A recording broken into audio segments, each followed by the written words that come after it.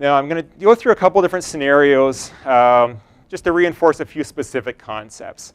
Okay, first scenario, and this is, I've alluded to this one already. So this is actually an outbreak from quite a few years ago, but it highlights a few good issues. So this is a large standardbred yearling sale in Ontario. That year they sold 264 yearlings, no vaccination requirements for horses coming in, no examination of animals that come in. So typical situation, we got lots of young animals, lots of different farms, may or may not be vaccinated, may or may not be healthy when they hit the door, cram them into a big building, sell them and then ship them across the countryside. So 2 days after the sale, there were 5 dead yearlings at OVC for testing. That's a lot, right? I know it's out of 200, but that's a lot over a couple days, and that raises a lot of concern. And what they had was a sudden onset of disease, fever, weakness, and then neurologic disease. They were walking strangely, they couldn't get up, some classical neurologic disease, which, till proven otherwise, is herpes virus. And you know herpes virus in the outbreak last year, and as you go on, herpes virus can do a few things. It can cause some respiratory disease, not as commonly, or as obviously. It can cause abortion, and it can cause neurologic disease, as well as a few other things. But this is the one that gets the high profile, is this severe neurological disease. And that's what these guys ended up having. So we've got 5 horses from this sale dead of neurological disease. So we decided to look into this, which basically involved calling everyone who bought a yearling, and we tracked down 177 of them. 77 of these horses were sick within a week or 2 after the sale. So a lot of nasal discharge, fever, cough, that's the pretty standard stuff. We had some other ones that had some more severe disease. These are in addition to those first group. So a lot of sick horses, most of them not very sick, but still a potential concern. If we look at the sale, there are 2 different floors here. On one floor, over half of them got sick. On another floor, about a third of them got sick. And that was significantly different if we play around with the numbers. All dead horses from the first, all 4 dead horses we tracked where we knew where they were on the first floor.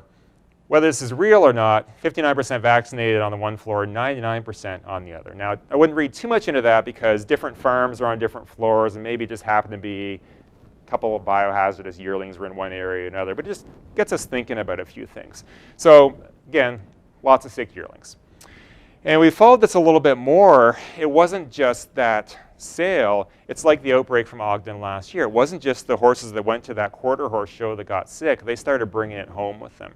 And what we found was 9 other deaths of horses that were in contact with yearlings from this sale and 1 abortion. And these were deaths that were consistent with herpes virus. Most of them weren't tested, but they were consistent with it. When you take the timing and everything else, it's probably what they were. And lots of outbreaks.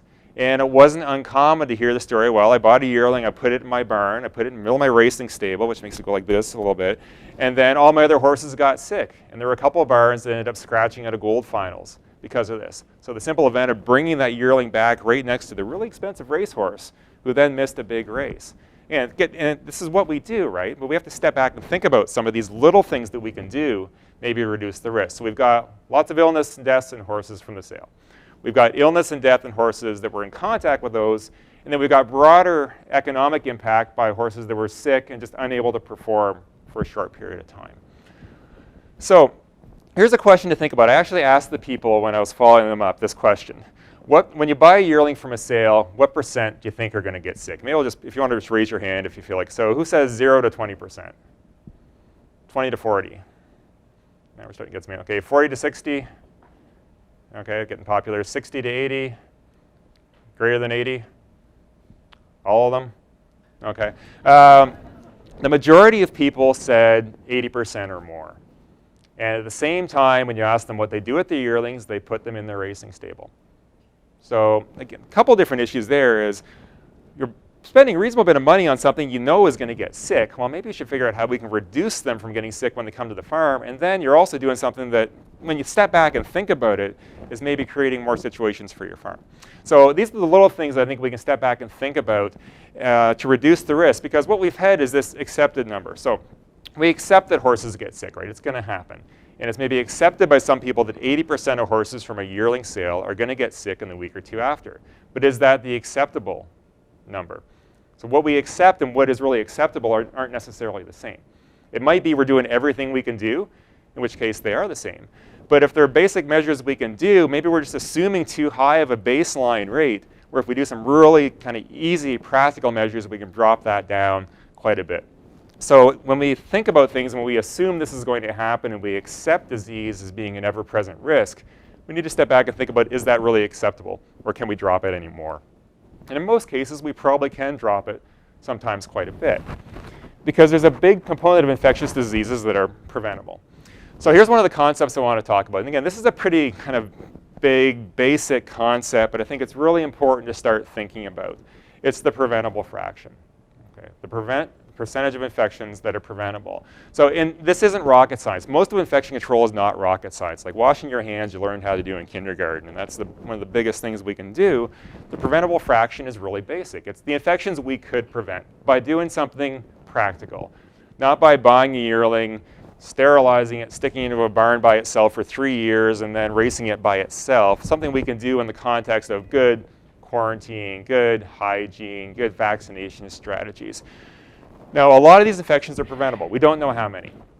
But if you think about how many horses get sick every year, the economic impact and all that, even if it's 20 or 30%, if we can address that with kind of basic measures, it can have a huge impact. If we look at infection control in other areas, so look at hospital infection control. We know that money you put into infection control in hospitals, in human hospitals, gets paid back multiple times over by reduced costs. So measures to reduce infection that are practical can be very, very cheap and can save you a lot of money.